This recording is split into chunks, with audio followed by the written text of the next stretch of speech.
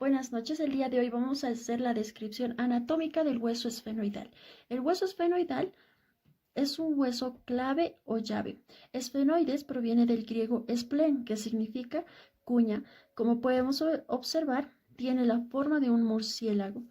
Este hueso es un hueso impar, es un hueso irregular, es simétrico, es decir, si dividimos de la parte media este hueso, podemos observar un lado derecho y un lado izquierdo con las mismas estructuras anatómicas. Es un hueso neumático ya que presenta senos, es decir, el seno esfenoidal. Este hueso se halla situado en la parte media de la base del cráneo, en la parte posterior al hueso etmoides, inferior al frontal, anterior al hueso temporal y al hueso occipital. En este hueso se describen 4 segmentos: el cuerpo del esfenoides, las alas menores, las alas mayores y las apófisis pterigoides. El cuerpo del esfenoides tiene la forma de un cubo, es decir, que tiene 6 caras: la cara superior, las caras laterales, la cara posterior, la cara inferior y la cara anterior. Describimos la cara superior, de anterior a posterior. Presenta un proceso etmoidal, que en esta pieza anatómica no se ve.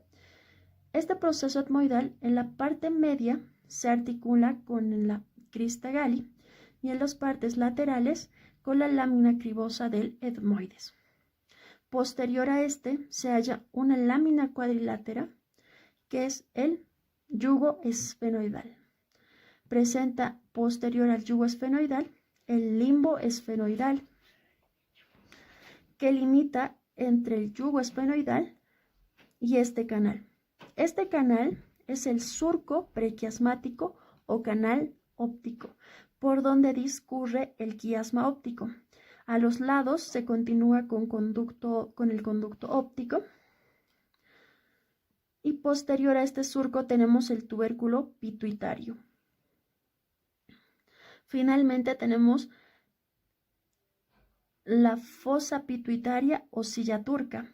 Esta que va a tener 2 vertientes, una vertiente anterior y una vertiente posterior. En la vertiente anterior vamos a observar la cresta sinostósica, que está inferior al tubérculo pituitario, y a los lados se observan eminencias, que van a ser la eminencia o apófisis glinoides media. En el vertiente posterior se observa el dorso de la silla turca, que va a tener bordes laterales donde presenta un surco superior y un surco inferior. Por el surco superior transcurre el nervio motor ocular común o tercer par craneal. En el surco inferior discurre el nervio motor ocular externo o abducen o sexto par craneal. En el borde superior, a los laterales, se van a observar eminencias. Estas eminencias van a ser las apófisis glinoides posteriores. Todas esas estructuras se van a observar en la cara superior del cuerpo del esfenoides. En la cara anterior vamos a observar el proceso etmoidal, que se encuentra anterior y superior. Continuando al proceso etmoidal, va a estar la cresta esfenoidal anterior, que se va a articular con el borde posterior de la lámina perpendicular del etmoides. Se van a observar orificios de los senos esfenoidales. Estos orificios no son como en esta pieza, deben ser más pequeños, como este. Además se observan celdillas etmoidales que se van a articular con la cara posterior del laberinto etmoidal y la superficie esfenoidal de la apófisis orbitaria del hueso palatino. En la cara inferior vamos a observar la cresta esfenoidal inferior que tampoco se puede observar, y la cresta esfenoidal anterior e inferior van a formar el rostrum o pico del esfenoides. Que va a ser la unión de la cresta esfenoidal anterior y la cresta esfenoidal inferior. La cresta esfenoidal inferior se va a articular con el borde superior de las alas del vómer y van a formar el conducto esfenovomeriano medial. Laterales a estos vamos a observar estas eminencias que van a ser los procesos o apófisis vaginal.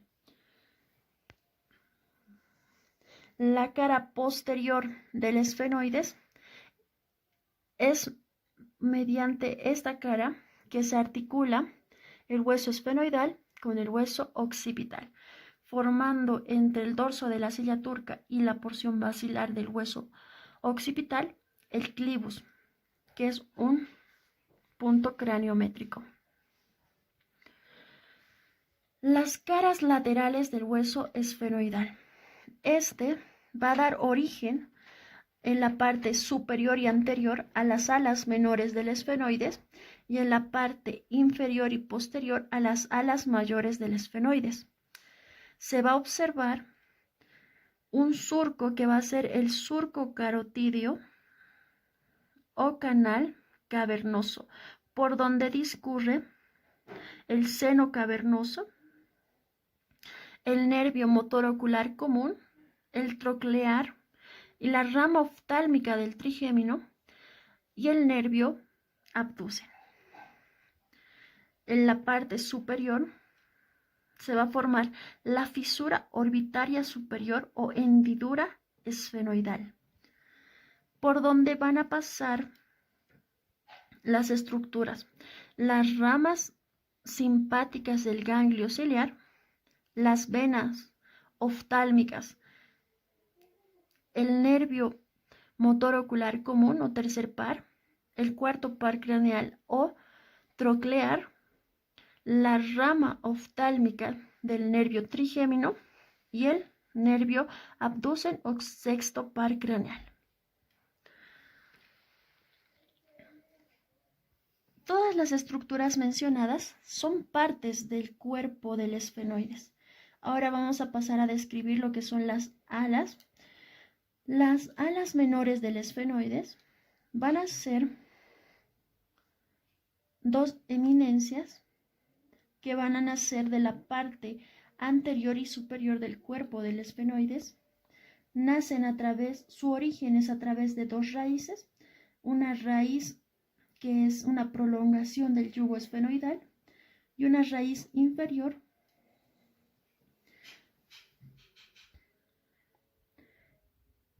El ala menor del esfenoides va a tener una forma triangular, como se puede observar. Va a tener una base, un vértice, un borde anterior, un borde posterior, una cara superior y una cara inferior. En la cara superior, esta se va a continuar con la porción orbitaria del hueso frontal. Y la cara inferior va a formar límite de la fisura orbitaria superior.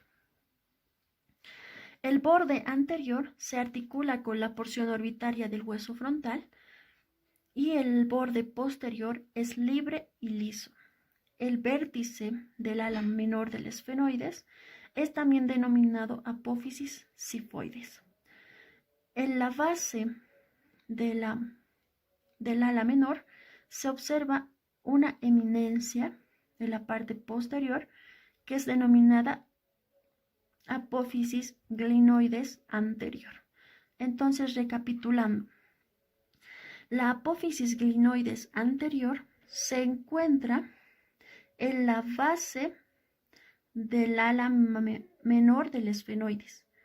La apófisis glenoides media se encuentra en la cresta sinostósica en la parte lateral del vertiente anterior de la silla turca. La apófisis glenoides posterior se encuentra en el borde superior lateral del dorso de la silla turca. Las alas mayores del esfenoides se originan de la parte posterior e inferior del cuerpo del esfenoides. Este va a tener una cara medial o endocraneal, una cara externa o exocraneal, un borde medial, que es desde acá, un borde medial hasta acá, y un borde lateral, que es todo lo que contornea. En la cara medial o endocraneal vamos a observar orificios, en el que puse el alfiler azul va a ser el orificio redondo mayor o rotundum mayor. Por este orificio pasa la rama maxilar del nervio trigémino y la vena emisaria. Posterior al redondo mayor se va a encontrar este orificio por donde puse el alfiler amarillo, que es el agujero oval, por donde pasa la rama mandibular del nervio trigémino y la arteria meningia accesoria o meningia menor, además que pasan venas emisarias. A 3 a 4 centímetros lateral al agujero oval de color rojo tenemos al agujero espinal o redondo menor, donde pasa la arteria meningia media y ramos meningios del nervio mandibular, ramas del trigémino. La cara exocraneal se halla dividida en dos segmentos, en una porción orbitaria o cara orbitaria y en una cara temporocigomática a través de la cresta malar. Esta cresta se articula con el borde posterior de la apófisis frontal del hueso, forma parte de la pared lateral de la órbita. Y la cara temporocigomática se halla dividida a través de la cresta infratemporal en un segmento superior y en un segmento inferior. El segmento o porción superior forma parte de la fosa temporal y se inserta el músculo temporal. El segmento inferior o cigomático forma parte de la pared superior de la fosa infratemporal y se inserta fascículos del músculo temporal lateral. En descripción de los bordes del ala mayor del esfenoides vamos a obtener el borde medial y el borde lateral.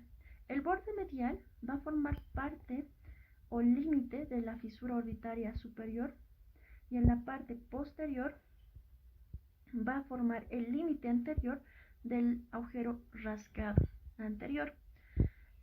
El borde lateral, que es de este segmento hasta acá, va a ser también llamado borde escamoso, ya que se articula con la porción escamosa del hueso temporal. El borde medial y el borde lateral se unen en la parte anterior formando una superficie triangular que se articula con el hueso frontal y con el ángulo esfenoidal del hueso parietal.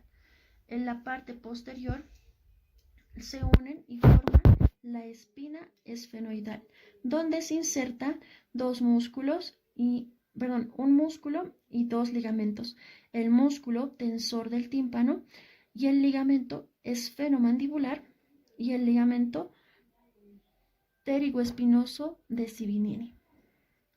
Las apófisis pterigoides nacen de dos raíces, una raíz medial y una raíz lateral.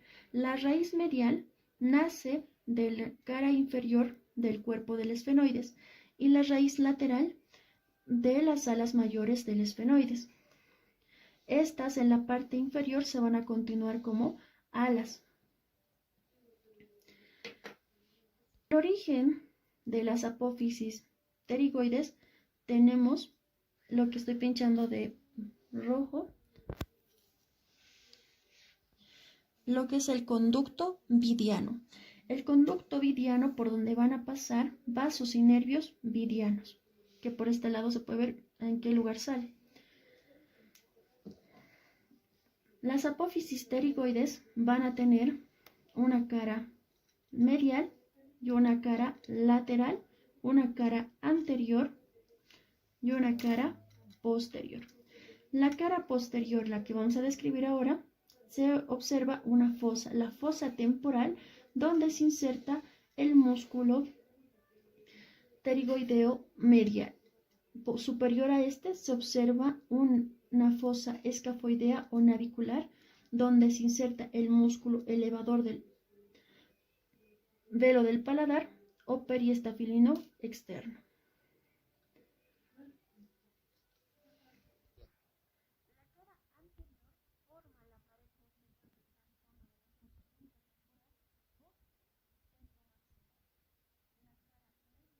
Se articula con la lámina perpendicular del palatino y